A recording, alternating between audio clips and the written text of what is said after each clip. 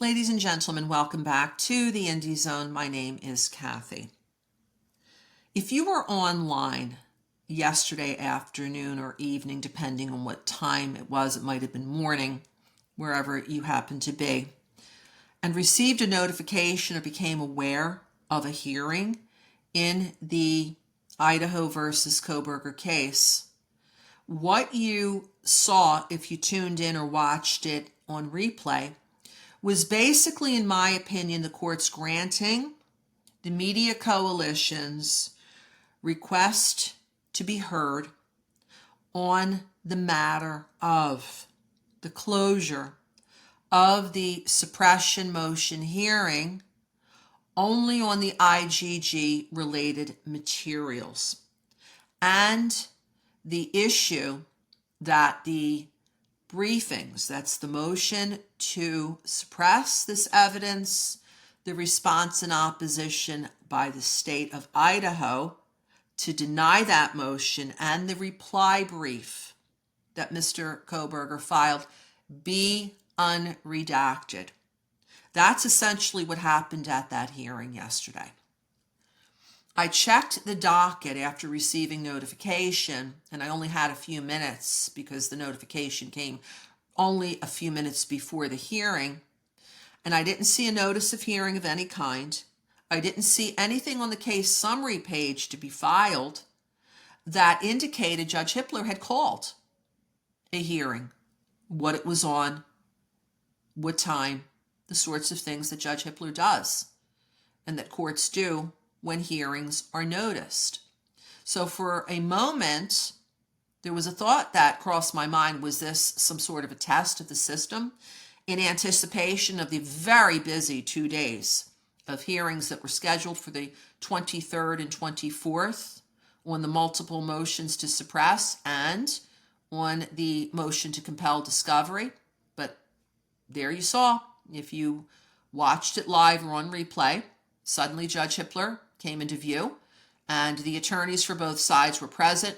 Mr. Kohberger was not, but it wasn't on anything that either of the sides brought up. It was the media coalition who the court asked to speak. The attorney for the media coalition, both of them actually were there, and she gave quite a compelling argument in favor of the First Amendment, that everything should be made public. Judge Hippler then turned to both sides and asked if anyone wanted to add anything. The state basically said that they were going to stand on what they stated at the hearing the day before the 21st as to what their position was on the matter. The defense added a few words. Lesa Masath was there and she said a few words. And then Judge Hippler spoke.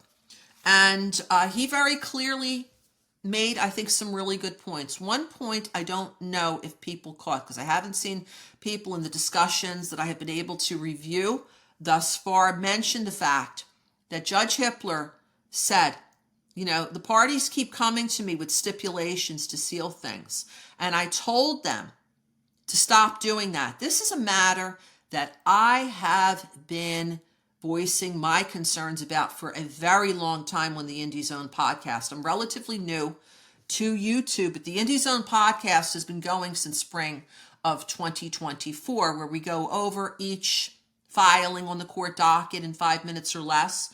And I gave opinions when I started to see all of these stipulations to seal things by both sides, or one side or the other asking the court to seal things.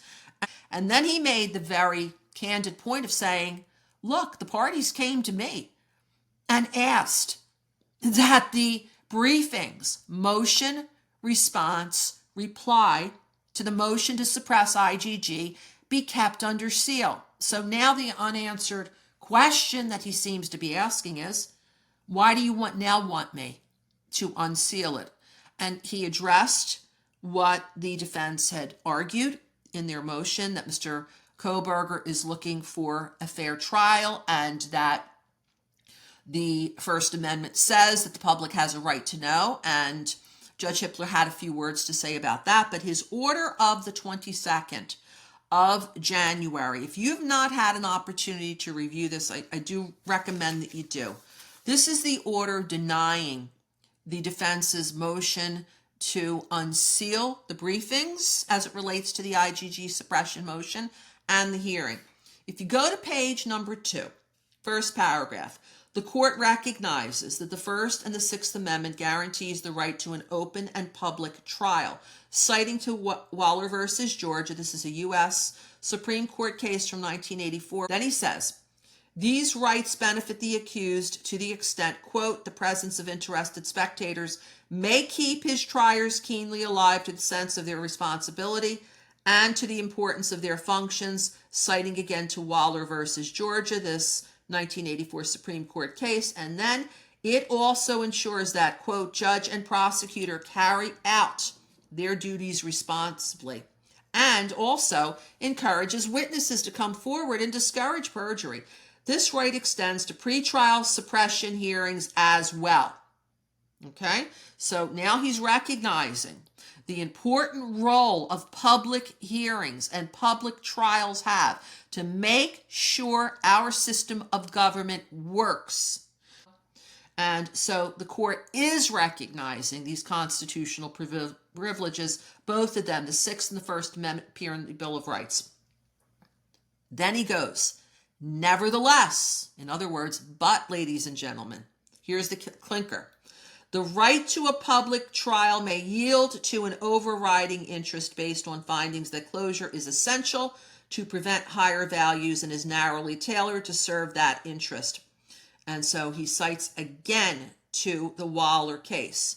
So what he's telling us here, there may be situations where there needs to be something done to make sure that this greater ill doesn't happen. And what that is, as he explains in this order, and as he said at the hearing on the 22nd, it is extraordinarily important to him that a fair and unbiased jury is seated. And his concern is, doesn't know if this IGG suppression evidence is even going to be admitted into trial. That is what the suppression hearing is all about. So if it's not admitted into trial, and there are people in the Ada County jury pool who get that information, read it, they may be prejudiced. And he pointed out, you know, you keep coming. You wanted this under seal.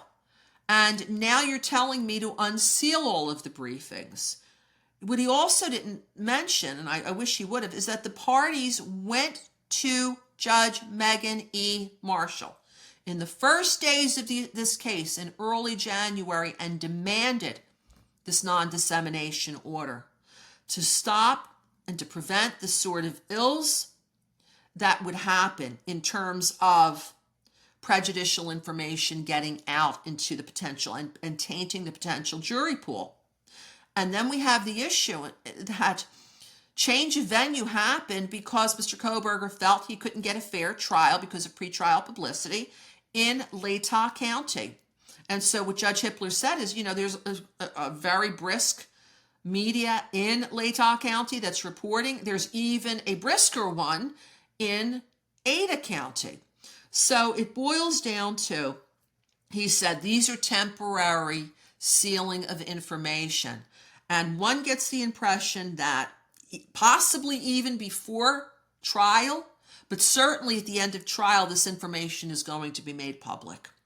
That's what the findings were here. Now, what the media coalition will do in response to basically, although they were heard, which was a very smart thing for the court to do, and I'll tell you why in just a second, will they now do anything about this? Will they file a motion for reconsideration? Will they go to the Idaho Supreme Court? What Judge Hippler did, which was so wise of him, is that he allowed them to be heard.